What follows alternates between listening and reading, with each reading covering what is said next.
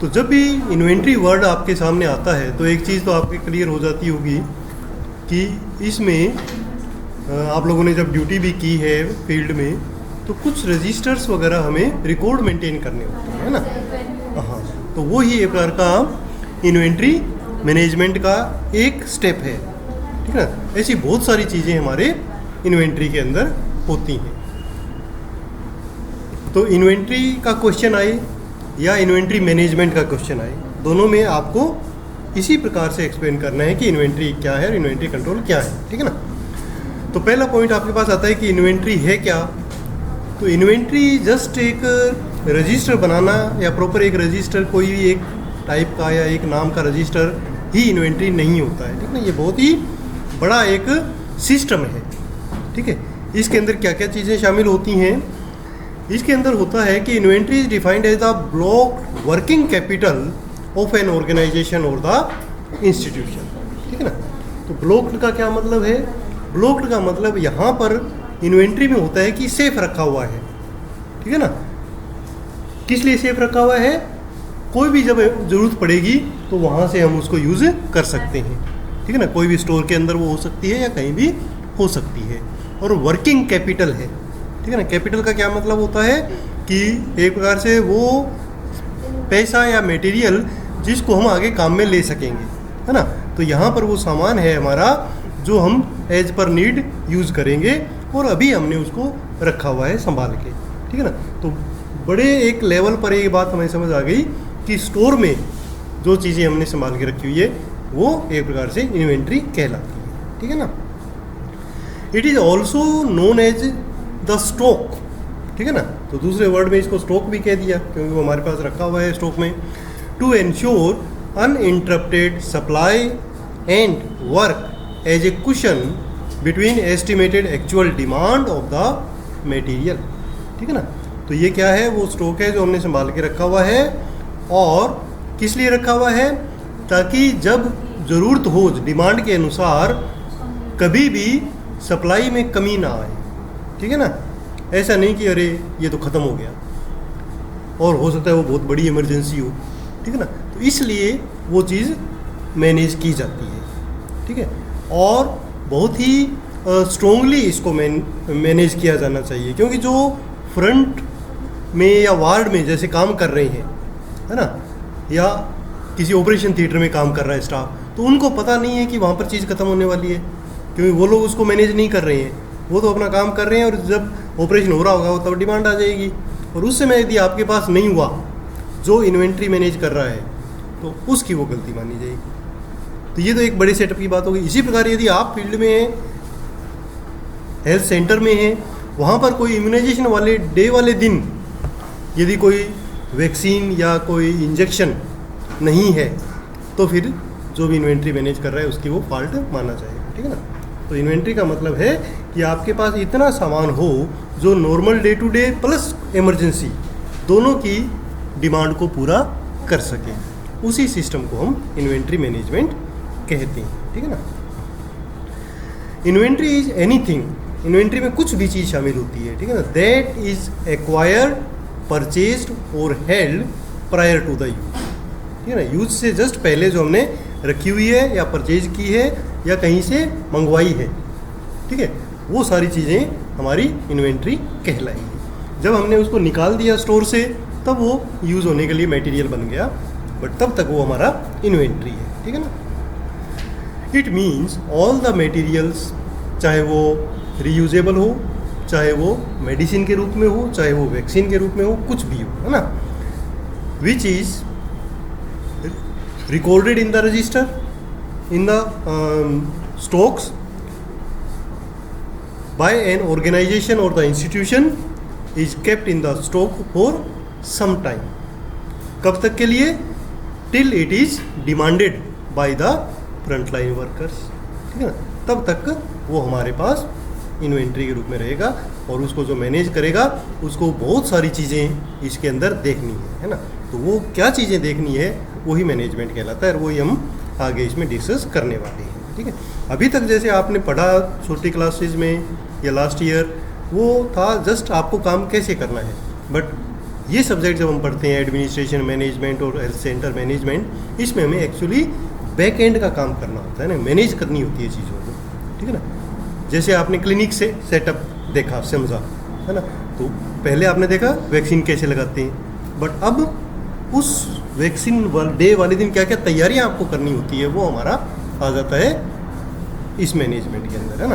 तो इसी प्रकार यहाँ भी सप्लाई को मैनेज आपको कैसे रखना है, कैसे आपको वो चीज़ें संभाल के रखनी है, ख़राब नहीं होने देनी, और ज़रूरत पर तुरंत वो अवेलेबल हो जाए, उसी सिस्टम को हम क्या कहेंगे, इन्वेंट्री कंट्रोल कहेंगे, ठीक ना।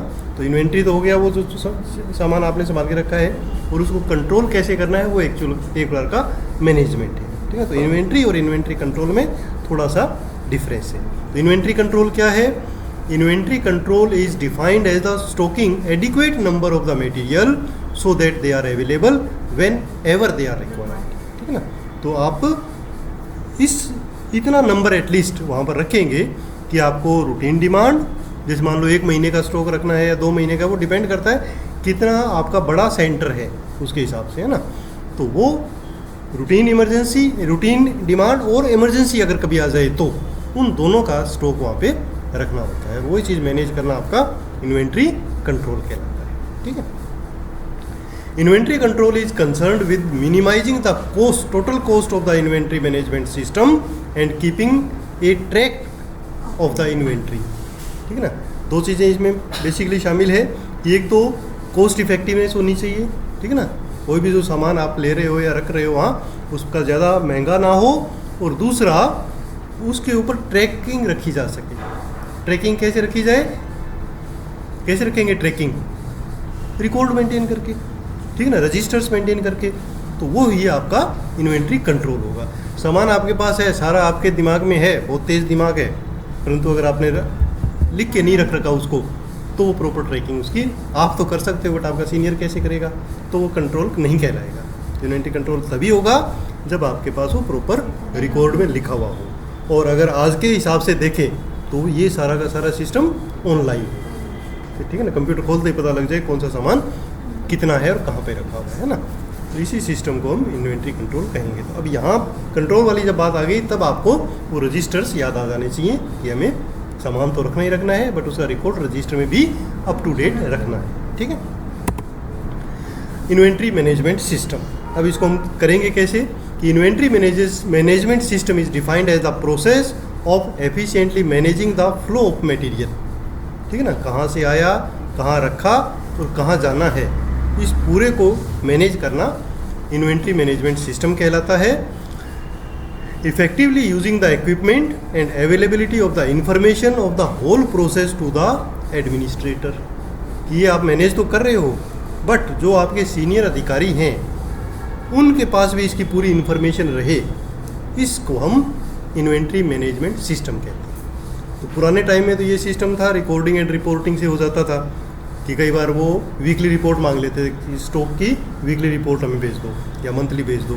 बट आजकल ये ऑनलाइन है, तो कोई भी डिस्ट्रिक्ट लेवल पे भी ऑफिसर उसको चेक कर सकता है कि पीएचसी पे कितना सामान अवेलेबल है या सब सेंटर पे क्या सामान अवेलेबल है। अगर आप इतना मैनेज करके रखते हैं तो आपका system inventory management system proper कहलाएगा, ठीक है। सिर्फ आप तक की वो नॉलेज नहीं हो, आपकी हायर अथॉरिटी भी कभी भी उसको देख सके, चेक कर सके, ऐसा सिस्टम डेवलप करना इन्वेंट्री मैनेजमेंट सिस्टम कहलाएगा, ठीक है ना। और आजकल ये मोस्टली सब सेंटर्स पे, पीएचसी पे, सब पे हो रहा है, ठीक है ना। डेली उसमें जब भी सामान आया ऑनलाइन उसमें फीड हो गया और हायर अथॉरिटी को भी वो पता रहता है, ठीक है ना। तो ये आप लोगों ने देखा होगा वैक्सीन का, और जो यूविन और आईविन का एक सिस्टम है ना, तो वो सिस्टम की भी जानकारी आपको होनी चाहिए। प्रैक्टिकली जब आप फील्ड में जाते हैं तो आजकल वो है, और सारा का सारा कोई भी ऑफिसर तुरंत देख सकता है, ठीक है। और ऐसे ये मैंने आपको कोल्ड चेन में भी बताया था, आज की डेट में आपके पीएचसी या सब सेंटर का अभी टेम्परेचर कितना है वो ऑफिसर को पता होता है ना। तो ये सिस्टम आपका इन्वेंट्री मैनेजमेंट सिस्टम कहलाएगा। तो अभी तक हमने 3 पॉइंट डिस्कस कर लिए कि इन्वेंट्री क्या है, जो आप वहाँ पर सामान रख रहे हैं वो इन्वेंट्री है, ठीक है ना। इन्वेंट्री कंट्रोल क्या है कि उसका इतना रखना और जानकारी रखना कि ज़रूरत के हिसाब से वो कमी ना आए उसकी। और मैनेजमेंट सिस्टम क्या होगा, जब आप उसका प्रॉपर रिकॉर्ड रखते हैं, ठीक है ना। तो ये सारी चीज़ें, 3 चीज़ें हमने डिस्कस कर ली। अब आगे आता है क्यों ज़रूरी है, ठीक है ना। ये अलग से एक क्वेश्चन बन के आता है कि okay right the objectives of inventory control, ठीक है। तो सबसे पहला तो ये हो गया कि to have optimum level of inventory, कि हमारे पास ऑप्टिमम लेवल ऑफ इन्वेंट्री होना चाहिए। ऑप्टिमम लेवल मतलब एज पर नीड हमारे पास सामान होना चाहिए, कि जैसे वैक्सीन कितने कितने रखने हैं, सिरिंजेज हमारे पास कितने होने चाहिए, तो ऑप्टिमम लेवल होना चाहिए। ऑप्टिमम लेवल किसको कहेंगे कि ना तो बहुत ज़्यादा और ना बहुत कम, क्योंकि ज़्यादा होगा यूज़ नहीं है तो एक्सपायर हो जाएगा, तो भी आपके ऊपर प्रॉब्लम आएगी, है ना। और कम है, ज़रूरत के अनुसार ख़त्म हो गया तो भी दिक्कत है। तो ऑप्टिमम वो होगा कि आपको जितना यूज़ होता है लगभग रहे, प्लस इमरजेंसी के लिए भी रहे, ठीक है ना। तो इसको हम ऑप्टिमम कहते हैं। तो वो सामान आपको उसमें रखना है। तो ये हमारा पहला ऑब्जेक्टिव हो गया। दूसरा objective, to supply required item material in time, कि जब भी आपके पास कोई इंडेंट आए वार्ड से या सेंटर से, तो आपके पास वो तुरंत निकाल के उसको सप्लाई कर सको, ये इतना सिस्टम आपके पास होना चाहिए। और वो कब होगा, जब आपने प्रॉपर रजिस्टर्स बना रखे हैं, अलमारियों में रख रखे हैं। नहीं तो 2 घंटे तो आप ढूंढने में लगा दोगे, यार सामान तो आया था मिल नहीं रहा, ठीक है ना। ये प्रॉब्लम नहीं होनी चाहिए, ठीक है ना। प्रॉपर रजिस्टर्स हों, हर रजिस्टर्स पे अलमारी का भी नंबर मेंशन हो कि कौन सी अलमारी में ये सामान रखा हुआ है, ठीक है ना। तो इस सिस्टम को ही हम इन्वेंट्री कंट्रोल कहेंगे। तीसरा ऑब्जेक्टिव क्या है, to avoid shortage of the stock, कि कभी भी स्टॉक की कमी ना हो, ये हमारा उद्देश्य हो गया। और क्या है, to meet unforeseen future demand. Unforeseen future demand क्या होगी, कि कोई ऐसी इमरजेंसी आ गई जब हमें एकदम से थोड़ा सा ज़्यादा सामान चाहिए, उसका भी हमारे पास हिसाब किताब होना चाहिए कि चलो चल जाएगा, है ना, बाद में मंगवा लेंगे। ये नहीं कह सकते कि अरे मेरे को तो पता ही नहीं था रूटीन लिए हमारा इतना यूज़ होता है, आज इतना यूज़ हो गया मैं कहाँ से दूँ, ऐसा नहीं होना चाहिए ना। तो कुछ आपको सामान एक्स्ट्रा रखना चाहिए इमरजेंसी के लिए। नेक्स्ट है to minimise the inventory cost, खर्चा भी कम से कम हो। ऐसा नहीं कि आपने ऐसी चीज़ मंगवा ली जिसका रूटीनली यूज़ होता ही नहीं है और जब तक होगा तब तक वो एक्सपायरी हो गई, ठीक है। तो वो चीज़ें भी आपको देखनी है, ठीक है ना। उसके बाद नेक्स्ट ऑब्जेक्टिव है to provide maximum client service by meeting their demand timely. Client service, अब हमारे क्लाइंट कौन है, पेशेंट है ना। तो उस पेशेंट की जो भी डिमांड हो उसको टाइमली वो सप्लाई दे के हम उसको सेटिस्फाई करें, तो सर्विसेज हमारी इफेक्टिव रही। वो तभी होगी जब उसको चीज़ें, मेडिसिन टाइमली मिल जाएंगी। To minimise the loss due to deterioration और डैमेज ऑफ द स्टॉक, किसी भी टाइप का लॉस भी नहीं हो। तो इसके अंदर 2 चीज़ें आती है कि आपने सामान रखा हुआ है बट ऐसी जगह रख दिया जहाँ चूहे कुतर गए उसको, तो वो लॉस हो गया, तो वो भी आपकी जिम्मेदारी है, ठीक है। कोई जैसे बड़ी प्रॉब्लम हो गई वो अलग बात है, जैसे कोई आग लग गई या बिल्डिंग गिर गई, वो उसमें नहीं आता। बट वहाँ रखे कोई चीज़ पीछे रह गई, नया सामान आता रहा और वहाँ पर एक्सपायर हो गई, तो भी आप लाइबल हो उसमें, है ना। इन चीज़ों का आपको ध्यान रखना, तो इस टाइप का लॉस भी ना हो, ये भी हमारी इन्वेंट्री मैनेजमेंट का ही एक ऑब्जेक्टिव है। अगर हम प्रॉपर करेंगे बेस्ड ऑन प्रिंसिपल्स, तो ये प्रॉब्लम हमारी कभी भी आएगी नहीं, है ना। उसके बाद है to make better utilization of available material, और जो भी हमारे पास अवेलेबल मटेरियल है उसका बेटर यूटिलाइजेशन हो, प्रॉपर यूटिलाइजेशन हो। जैसे हमें पता है कि अगर मान लो बीपी इंस्ट्रूमेंट वहाँ हमारे पास 3-4 रखे हुए हैं बट बाहर हमने एक ही निकाला हुआ है और पेशेंट की लाइनें लग रही हैं, तो इसका मतलब सामान पड़ा है पर यूज़ नहीं हो रहा, ठीक है ना। तो उसको बाहर निकाल के हम रख सकते हैं, ठीक है। To locate and dispose inactive and obsolete store items. कई बार ऐसे होता है कि कोई ऐसी चीज़ है हमारे पास जिसका कोई यूज़ नहीं है, ऑब्सोलीट हो गई है, मतलब वैसे काम कर रही है बट आज की डेट में उसका कोई यूज़ नहीं है, ठीक है ना। जैसे हम ये मान के चलते हैं फील्ड में अभी जो मरकरी वाला जो बीपी अपरेटस है या थर्मामीटर है वो हम यूज़ नहीं करते हैं, ठीक है ना, बट वो रखा हुआ है, तो उसका प्रॉपर डिस्पोजल होना चाहिए, है ना। वो एक प्रकार से इनएक्टिव है, तो ये भी आपको फाइंड आउट करना है कि मेरे स्टॉक में या इन्वेंट्री में कौन सा ऐसा आइटम रखा हुआ है जो आज की डेट में यूजेबल नहीं है, तो फिर हम उसको एक प्रॉपर तरीके से डिस्पोज ऑफ करेंगे, उसका भी एक सिस्टम है, ठीक है ना। तो ये भी है, क्योंकि वो जगह घेर रहा है फालतू, काम कभी आना नहीं है ना ये। अब आता है कि different types of stock levels क्या होते हैं, ठीक है ना। इस पे प्रैक्टिकली कभी पूछ लेते हैं वाइवा के अंदर, ठीक है ना। और अगर मान लो फिल इन द ब्लैंक में भी छोटा छोटा एक एक नंबर का ये क्वेश्चन थोड़ा आ सकता है कि इनके बारे में आपको थोड़ा थोड़ा पता हो। जैसे मिनिमम लेवल क्या होता है, किसी भी स्टॉक का मिनिमम लेवल क्या होगा, ये वो लेवल होगा जो आपको हमेशा मेंटेन रखना है, उससे कम होने से पहले ही आपको ऑर्डर दे देना है नए सामान मंगवाने के लिए, ठीक है ना। जैसे मान लो हम एक सब सेंटर पे हैं ना, और हमारे पास सिरिंजेस यूज़ हो ही रही हैं, और हमने एक मार्किंग बना ली कि हमारा मिनिमम लेवल सिरिंज का 1000 है, तो जिस दिन भी 1000 से एक भी सिरिंज कम हो गई हम नया ऑर्डर दे देंगे, है ना। तो ये होगा मिनिमम लेवल, और ये हर आइटम का अलग अलग होगा, ठीक है। तो वो हो जाएगा मिनिमम लेवल। तो मिनिमम लेवल क्या होगा, उसको हम इस हिसाब से भी लिख सकते हैं कि वो स्टॉक है जो स्मूथ फंक्शनिंग के लिए हमेशा हमारे पास मेंटेन होना चाहिए। तो मिनिमम लेवल होगा reorder level minus average use per period into average time to obtain delivery, ठीक है ना। तो ये एक प्रकार की कैलकुलेशंस है जो स्टोर इंचार्ज वगैरह करते हैं। तो रफली हमें पता होना चाहिए कि ये क्या चीज़ है, कि एक रीऑर्डर लेवल होता है कि कितना आ जाए तो हमें ऑर्डर रीऑर्डर करना है, कितना मिनिमम है।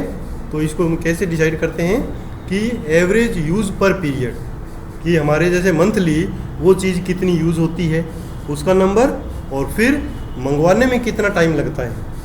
कईयों में 7 दिन में आ जाता है, कईयों में 1 दिन में आ जाता है, कईयों में महीना आता है, महीना लग जाता है। वो मल्टीप्लाई करेंगे और रीऑर्डर लेवल से उसको माइनस कर देंगे, ठीक है ना। इस टाइप का एक सिस्टम वो रखते हैं। Normally reorder level minimum level से ज़्यादा होगा या कम होगा, आप थोड़ा दिमाग लगाओ इस डेफिनेशन के हिसाब से।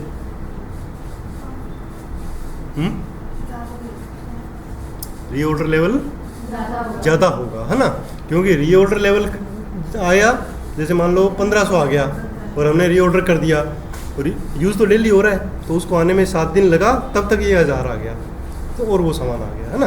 तो रीऑर्डर लेवल पहले होता है और मिनिमम लेवल बाद में होता है, ठीक है ना। तो ये आपको ध्यान रखना है। इसी प्रकार एक मैक्सिमम लेवल होता है। मैक्सिमम लेवल जब भी हम सप्लाई मंगवाते हैं तो उस समय में ध्यान रखना है कि मिनिमम वाला हमारे पास है, और जैसे मान लो ये मैंने आपको जब रजिस्टर्स बना रहे थे, डिमांड चार्ट, इंडेंट वगैरह लास्ट एग्ज़ाम के टाइम में, तो आपको बताया था कि कितना आइटम हमें ऑर्डर के लिए डालना है, अपनी मर्ज़ी से नहीं डाल सकते, है ना। हमारा जो मैक्सिमम लेवल होगा ना उसी हिसाब से डालेंगे। जैसे हमारे पास बैलेंस कितना है, ठीक है, बैलेंस मान लो 1500 है, और मैक्सिमम लेवल हमारे पास 5000 है किसी चीज़ का, ठीक है। तो हम कितना डालेंगे कि 1500, तो ये ही 3500 और डाल देंगे, ताकि फाइनल जब डिमांड आए, जब सप्लाई आ जाए, तो वो 5000 से ज़्यादा ना हो, ठीक है। ये ध्यान रखना। तो ये क्या, कौन सा लेवल हो गया आपका, मैक्सिमम लेवल किसी भी चीज़ का, है ना। कोई भी मेडिसिन का, कोई भी सिरिंज का, ये सब का फिक्स होता है एक स्टोर के लिए, है ना। ये हो जाएगा।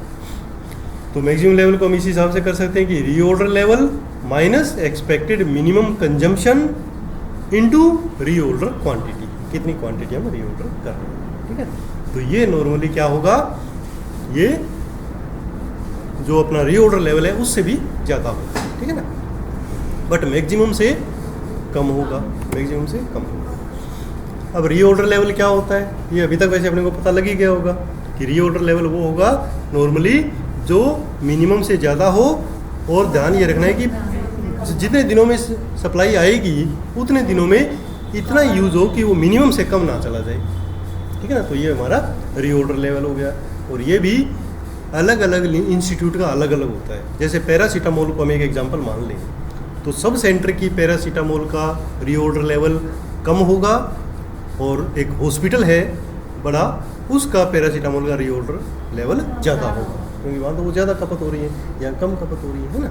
ये तो नॉर्मली इसको हम कैसे करते हैं कि reorder level equal to maximum reorder period into maximum usages, कितना वो यूज़ हो रहा है पर डे और कितना हमें उसमें टाइम लग रहा है, ठीक है। तो ये हो गया। वैसे इनके बारे में थ्योरेटिकल कम आता है और प्रैक्टिकली कभी कभी पूछ लेते हैं जब इन्वेंट्री के बारे में क्वेश्चन कर रहे होते हैं। अच्छा, एवरेज स्टॉक लेवल क्या है? एवरेज स्टॉक लेवल तो जो भी एवरेज सिस्टम हम निकालते हैं कि मिनिमम और मैक्सिमम के बीच का जो हो गया वो हमारा एवरेज हो गया, है ना। तो average stock level is the average of minimum level and maximum level. तो कभी भी निकाल सकते हैं। इसको हम ऐसे कर लेंगे, मैक्सिमम लेवल जितना है प्लस मिनिमम लेवल और उसको डिवाइड कर देंगे 2 से, ठीक है ना। ये सारे के सारे ऑर्डर हर आइटम के लिए अलग अलग है, ये ध्यान रखना है ना। एक आता है रिजर्व स्टॉक। रिजर्व स्टॉक क्या है? रिजर्व स्टॉक एक प्रकार से हमारा इमरजेंसी के लिए है, ठीक है ना। तो वो रूटीन से हटके अगर एक्स्ट्रा एकदम से ज़रूरत पड़ गई तब हम वहाँ से यूज़ कर लेंगे तो प्रॉब्लम नहीं आएगी, और वो हमेशा अलग रखेंगे, है ना। तो reserve stock is the excess usage requirement during the normal load time, ठीक है, नॉर्मल लीड टाइम। तो नॉर्मल जो हमारी चीज़ें चल रही हैं उसके अलावा यदि कभी एकदम से ज़रूरत पड़ गई तो उस गैप को फिल करने के लिए हमारे पास अलग से वो सामान का एक नंबर लिखा होता है, वो रखेंगे तो उसको हम क्या कहेंगे? रिजर्व स्टॉक कहेंगे। और ये भी हर आइटम के लिए अलग अलग होगा, ठीक है। और लीड टाइम क्या है? Lead time is the time spent between making the decision to stock replenishment and actual availability of the goods in the stock. ये डिपेंड करता है कि आप किस पोजीशन पे हैं, कहाँ पर बैठे हुए हैं। सब सेंटर के लिए ये ज़्यादा हो सकता है क्योंकि आप डिमांड करोगे, पीएचसी तक जाएगा, वहाँ से सीएचसी जाएगा, वहाँ से अप्रूव होगा, टाइम लगेगा। और अगर बड़े हॉस्पिटल में डिस्ट्रिक्ट लेवल पे बैठे हैं हो सकता है 10 दिन में ही सप्लाई आ जाए, है ना। तो ये लीड टाइम होगा कि टोटल आपको जिस दिन आपने डिसाइड किया कि सामान लेना है उस दिन से लेकर जब आपके पास वो अवेलेबल हो जाएगा वो कितना टाइम है, ठीक है, उसको हम कह देंगे लीड टाइम, ठीक है ना। तो ये कुछ बेसिक चीज़ें हैं जो हम इन्वेंट्री में डिस्कस कर सकते हैं। इसी टाइप का एक टॉपिक आएगा जिसमें आप एक्चुअली इसको कैसे मेंटेन करते हैं, जिसको हम मटेरियल मैनेजमेंट के लिए के रूप में नेक्स्ट क्लास में डिस्कस करेंगे, है ना। तो इसका भी मैं आपको